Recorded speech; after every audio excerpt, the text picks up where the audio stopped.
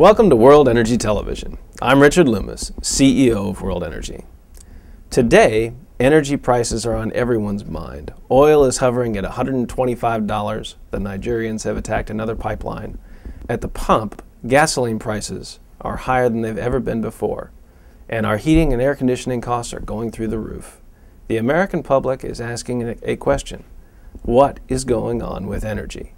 Well, today, to talk with us, we have the honor of visiting with Congressman Green. Mr. Congressman, thank you very much for joining us. Glad to.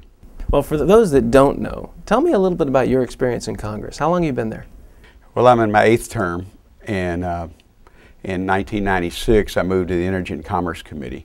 Our committees are most of the time based on seniority, and so it took me 2 terms to get to the committee I wanted to serve on. I like healthcare issues that we have, and also energy, because it's the nature of our district.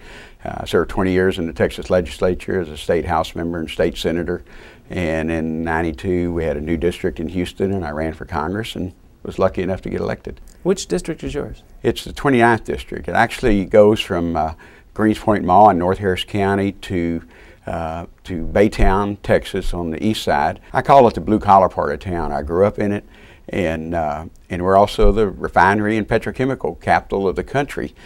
Well, I think it does make sense looking at the district. And I've heard you refer to yourself, and others refer to you, as an oil patch Democrat. How did that title come about? Well, it's historic because in Texas, you know, Texas has always had some disagreements with the federal government over decades. First, it was the Tidelands issue in the 50s on whether Texas would keep control of our offshore that we thought was ours when we joined the Union. But because we've always been energy, at least since, 1901. But over the last few years, because of diversification in other industries, Austin is high tech, Dallas is insurance and banking, although they do have energy companies there. Whereas Houston, we continue to be energy. We have the blue-collar jobs that are in our district, but also have lots of the white-collar jobs.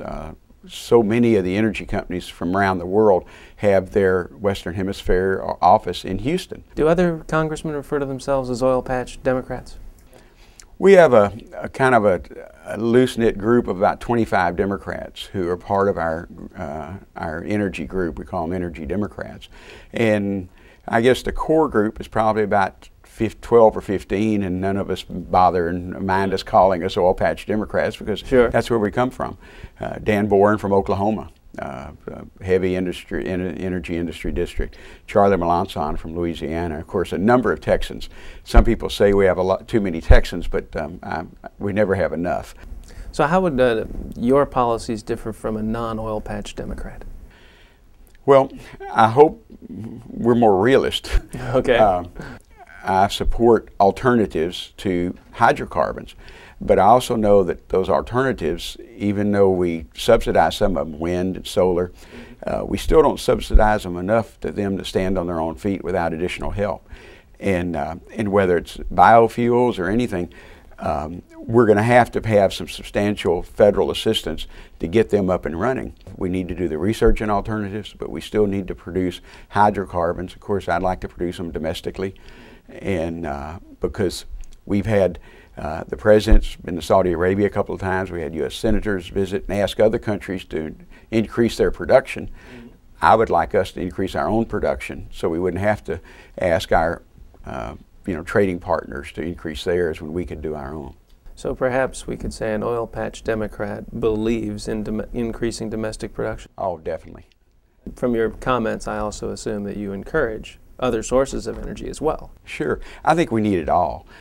We're the biggest energy consumer per capita in the world. I don't think that's going to change. So we need to have all the sources, and we have the most economical sources. And we're seeing what's happening with the airline industry, the trucking industry with the high price of fuel. That's what I call the canary in the coal mine. Everything we do will increase costs substantially because of the price of fuel. Well, I know in the near term, we certainly need the hydrocarbons. Long term, we need to come up with the renewables. But how would you say your policies then would differ from your Republican counterparts? Some Republicans, probably not very much, particularly from Texas in the Southwest where there's energy production. Because I think we not only want to look for the future, but we want to prepare for today and tomorrow and next year. And I think that's our problem. Around the world, a lot of countries, with our encouragement, have their economies are just booming.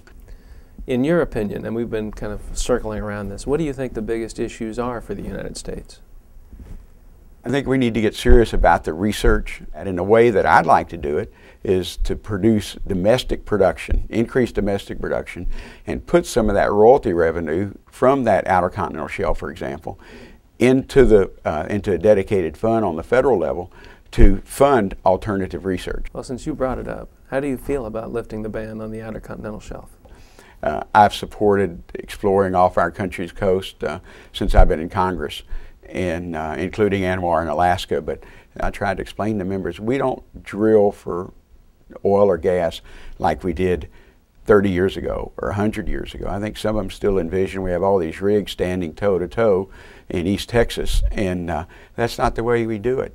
And we can drill and produce environmentally clean and still get that product to the market, and at the same time that product, the royalty, could pay for research into the alternatives, so we wouldn't have to raise yours and my taxes for it. Do you think that it's time for other states to also contribute to our energy supply besides Texas? Definitely. And I try to make the case, not only is it good for your industry in your local state to have your energy source closer to you, but it's also a good revenue raiser for that state. What's so sad though is it's so much cleaner to drill an oil or gas well and then put a pipeline in there than to bring it in by tanker. We have to bring in tankers to the Houston Ship Channel, but we also know that we have fewer oil pipeline or gas pipeline breaks and disasters than we have tanker problems or ship problems. So I would hope to produce domestically. We're still going to have to import. We import 60% of our usage now. I don't know if there's any way that we could ever be 100% domestic. It's closer to 70% now. Yeah, it very may be 70. I try not to fudge too much though. But we're still going to need to import it, but it'd sure be nice to send the message to the world that we're going to produce domestically. So I think that would not only get us the natural gas and the oil domestically, but it also tell the world that, you know, you're not the only place we can get this resource. Well, looking at the world in general, most of these other countries have national oil companies, and they have specific strategies to secure their energy needs. Do you think as the United States needs to get serious about a strategy? It would be nice to have a comprehensive package. What I would be happy for right now if Congress had passed a combination of energy packages. One, I think the President has the authority. I think we need to let him have, encourage him to release, to get the prices down from the Strategic Petroleum Reserve. How much do you think should be released? Well, I think, you know, the Department of Energy can make that decision, but I think you have to say you're going to release enough of it so it'll have an impact. But we've had testimony in the Energy and Commerce Committee that $40 to $60 of a barrel of oil is based on the speculation. And that's not putting one more drop in our tank. That's not generating one more job in my district who refines that product. Well, one of the things we have seen in the news is that there is a lot of property leased that hasn't been drilled. Do you think that should stop us from opening up better prospects? If somebody buys a lease right now or bids on a lease and they pay a substantial amount bonus to get that 3x3 mile in the Gulf of Mexico, it's a 10-year lease. Sure. And the Democratic majorities talk about the use it or lose it, that there are a lot of leases in place now that are not being productive. I've asked Minerals Management, Department of Interior, if somebody has a lease right now that there's a product on and they're not going to produce it at $140 or $125 a barrel, whatever it is on a given day, I don't know if it's recoverable. Even if there's some leases now that they're not being produced, I bet you they're on a time frame to do it. As soon as there's a rig over it finished at one lease or somewhere else, they're going to go in and move that. If we actually opened up outer continental shelf for East and West Coast today, it might not be here, it might not be in production for 7 or 8 years.